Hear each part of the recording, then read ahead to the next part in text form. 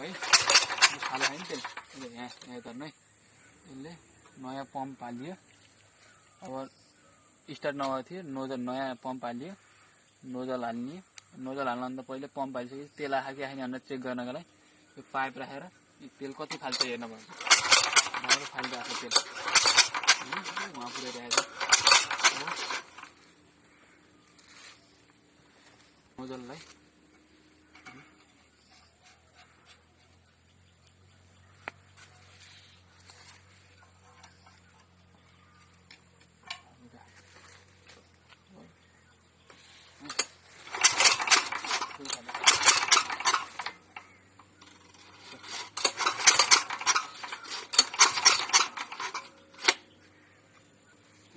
कहिल्यै पनि यो ट्र्याक्टरमा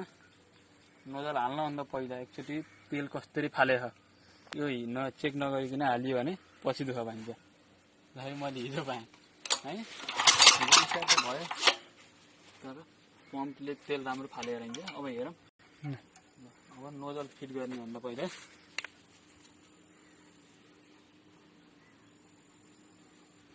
यो नोजलको मुनि यो वासर लागेको हुन्छ 3टा 4वटा हुन्छ कुनैमा 2टा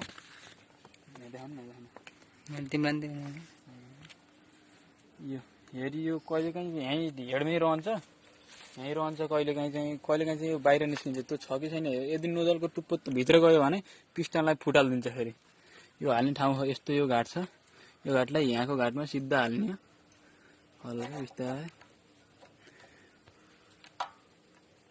यो हल्का हानेपछि जान्छ हल्का छिर्यो त्यसपछि हल्का यसलाई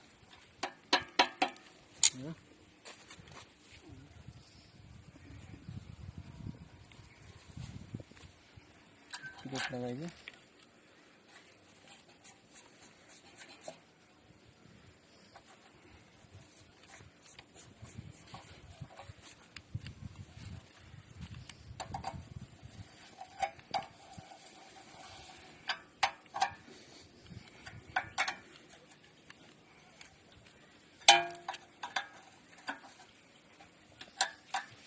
ठिक्क टाइट गर्ने नट फेरि स्लिप हुन्छ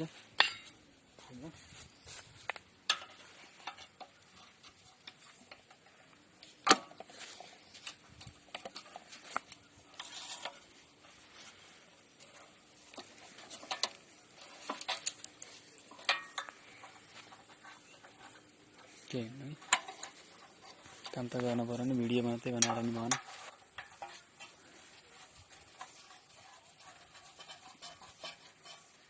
हल्का लुज नै राख्ने टाइट पुरै टाइट गर्ने कि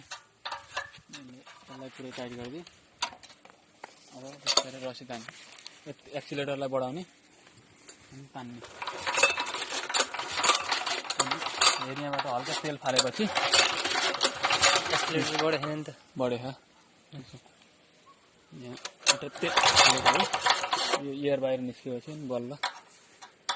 यसरी